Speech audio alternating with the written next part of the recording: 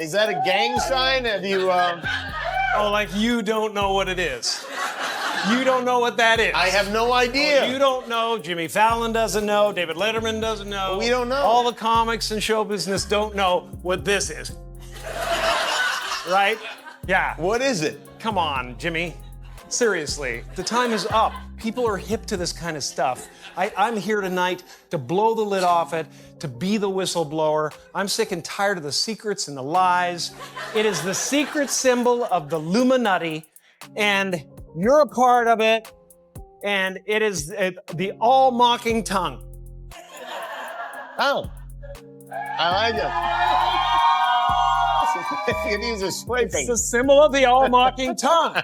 And I'm sick of it. I want everybody to be in on the joke, man. You know what I mean? Like, for years now, talk show hosts, people on television, people in sitcoms have been hired by the government to throw you off the track, to distract you, to make you laugh and stuff like that, make you happy and docile so you don't know what's really going on. You know, and they get out there in the woods in a circle naked and they decide these things and, you know, and look at them trying to. The moment this story started gaining traction, most people laughed it off. It sounded too extreme, too unrealistic to even consider. But then more clips started resurfacing, old interviews began circulating again, and people started noticing details they had completely missed before. That's when Candace Owens stepped in and began breaking it all down. And according to her, this isn't just some random internet theory. She argues there's a pattern hiding in plain sight, and once you see it, you can't unsee it. She didn't start by making bold claims. Instead, she focused on something simple: behavior. Huge conspiracy theory about beloved Hollywood actor Jim Carrey right now because people are saying he's acting and looking very different. Did the Illuminati finally get their loudest whistleblower and clone him, thus silencing him? This is like two conspiracy theories in one, so here's everything you need to know.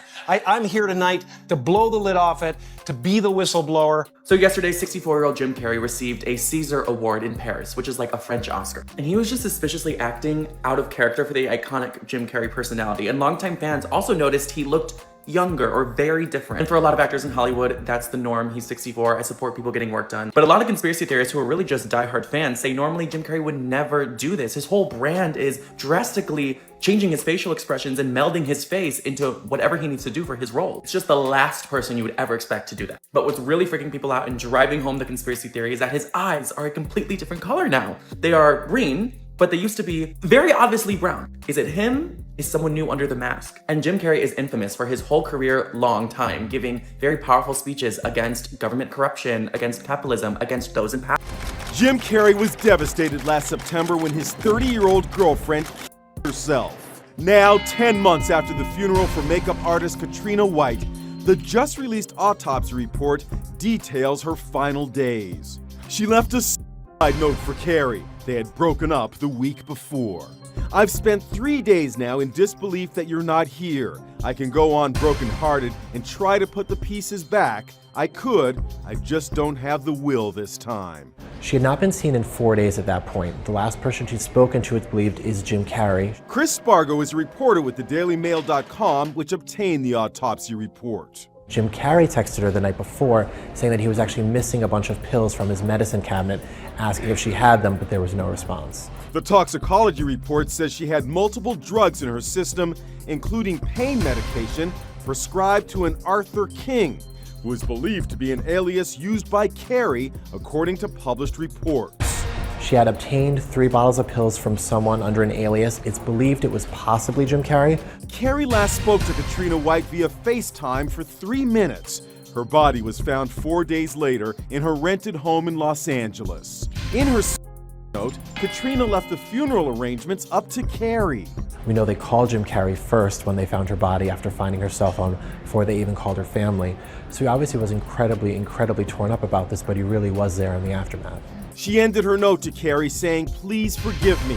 I am just not for this world." She signed it, Dewdrop, the pet name given to her by Jim Carrey. She pointed out how certain celebrities seem to change almost overnight, not gradually, not after major life events, but suddenly. Their personalities shift, the way they speak changes, their energy feels completely different. And one of the most talked about examples tied to this conversation is Jim Carrey.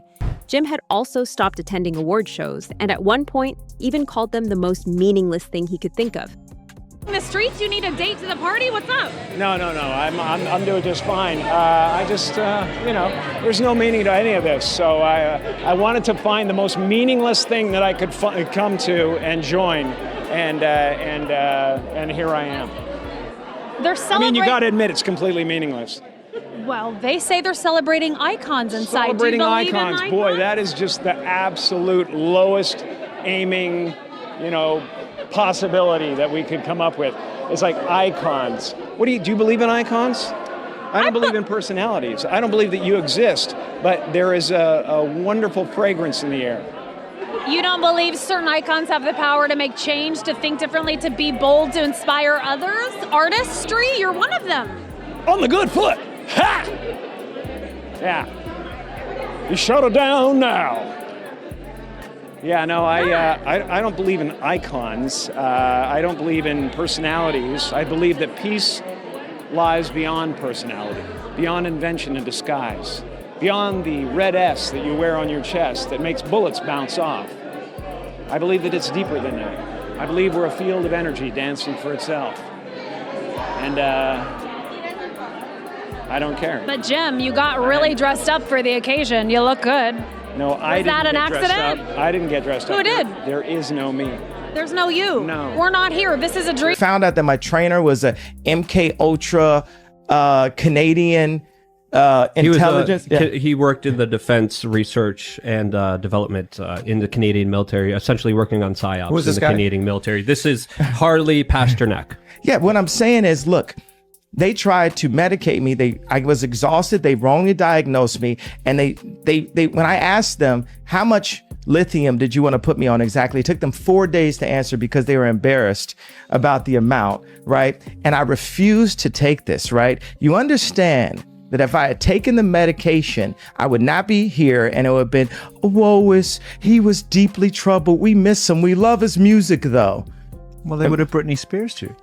I mean, look at They would have Michael Jackson. or worse, yeah. So Candace highlighted how people have long debated the dramatic shift in his demeanor over the years, going from high-energy comedic performances to a much more subdued, philosophical presence that felt like a completely different person to some viewers. Candace didn't say outright that anyone has been cloned. What she did instead was lay out a series of observations that raised questions. She talked about how fans often notice these changes first. They're the ones who watch every interview, every appearance, every detail, and when those fans start saying something feels off, it usually gets dismissed. But when the same kind of comments start appearing across multiple celebrities, it becomes harder to ignore. She also brought up how controlled the entertainment industry really is. Today, the world was World Autism Awareness Day. You both must be encouraged by all that's happened in this subject since you literally started it. Yeah, we've come a long way within the community. When I first had Evan diagnosed with autism, there wasn't much of anything. I had to find out about biomedical treatment on the internet after I typed in autism on Google. And 3 years later now, there's 3 books and many thousands of children getting better because of biomedical treatment. Jenny brought so much focus to this problem. And kind of that's why I'm here, is I want to bring as much focus as we can to this problem. You married autism. Or, well, you're not married, so you live with autism. When I invited Jenny into my life, I invited Evan into my life. And when I first met Evan, he was like he was on another planet. I wasn't in the room. There was no eye contact. There was no response to dialogue. There was no affection. And over time, I witnessed Jenny pull Evan through the window of unconsciousness and isolation into our world, where he is now a fully functioning person who can communicate, who can connect, and this is through biomedical treatments, GFCF diet, and the therapies that she's talking about. So I believe that autism, in my heart, is preventable and treatable. Fully functional. He's completely recovered, Larry, completely recovered. And he's not the only one. There are thousands in this community that are getting better. Why did you go so publicly? I mean, you had an autistic child. He got better. So why are you here? I could have, hid and not said anything, and Evan would have blended into society. I made a pact with God, though. The day Evan became diagnosed with autism, I said, if you show me the way, God, and show me how to heal my boy, I will continue to teach the world how I did it.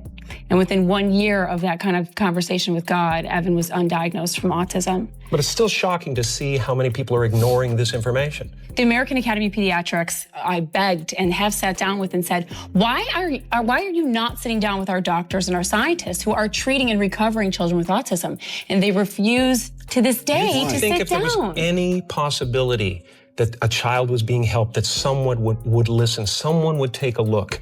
And the fact is, they're not even considering the information. They're not only not considering, they're I don't exist. So they're all characters that I played, including Jim Carrey, including Joel Barish, including any of those things. They're all characters. Jim Carrey was a less intentional character, because I thought I was just building something that people would like, but it was a character. I played the guy that was free from concern so that people who watched me would be free from concern. According to her perspective, Hollywood isn't just about entertainment, it's about influence. The people at the top have a massive amount of power over what the public sees, hears, and believes. And when that level of control exists, it opens the door to bigger questions. Questions about how far that control could go if maintaining a certain image or narrative became a priority. One of the key points she focused on was consistency. Candace pointed out that when these so-called changes happen, they often follow similar patterns. Celebrities disappear from the spotlight for a period of time, then return with a noticeably different presence. Their speech patterns shift, their body language changes, even the way they interact with others feels different. She encouraged viewers to compare older footage with newer appearances and decide for themselves whether the differences feel natural or something else entirely. Another part of her argument centered around technology. She explained that most people only know about the technology that's publicly available, but there's always more happening behind the scenes, whether it's advanced AI, digital manipulation, or something more biological. She suggested that the public likely only sees a small fraction of what actually exists. And when you combine that idea with the level of control in the entertainment industry, it raises even more questions. Candace also emphasized how quickly certain discussions get shut down. The moment topics like this start gaining attention, they're often labeled as ridiculous or dismissed entirely. She pointed out that this reaction alone makes people hesitant to even ask questions. And according to her, that's part of the problem. If people are discouraged from questioning what they're seeing, they're less likely to notice when something doesn't add up. She didn't just focus on one celebrity either. She talked about how similar observations have been made about multiple public figures over time. Different industries, different personalities, but the same kinds of comments from viewers. People noticing subtle differences that feel too consistent to be random. Again, she stopped short of making definitive claims, but she made it clear that the pattern itself is what deserves attention. What made her take stand out was her tone. She wasn't shouting or making exaggerated statements. She spoke calmly, almost like she was walking people through a puzzle. Piece by piece, she laid out observations and let the audience connect the dots on their own. That approach made it harder for people to immediately dismiss what she was saying because it didn't feel like a wild accusation. It felt like a series of questions that didn't have easy answers. She also touched on the role of the audience. According to Candace, people are more aware than they're given credit for. Even if they can't explain exactly what feels off, they notice it, they feel it. And when enough people start noticing the same thing, it creates a kind of quiet conversation that spreads without needing mainstream attention. As more viewers started revisiting old clips, comparing interviews, and analyzing behavior, the discussion continued to grow. Some people still rejected the idea completely, while others became more curious. But the one thing that changed was this. People started paying closer attention. They stopped taking everything at face value and began asking questions they never asked before. Candace made it clear that her goal wasn't to prove something beyond doubt. It was to challenge people, to look deeper, to question whether everything they see is exactly what it appears to be. And whether you agree with her or not, that message stuck with a lot of viewers. By the end of it, the conversation had shifted. It wasn't just about one celebrity or one theory anymore. It was about awareness, about noticing patterns, about being willing to question things that don't quite make sense. And once that mindset takes hold, it doesn't go away. Because the real question isn't just whether something like this could happen. It's why so many people feel like something already has.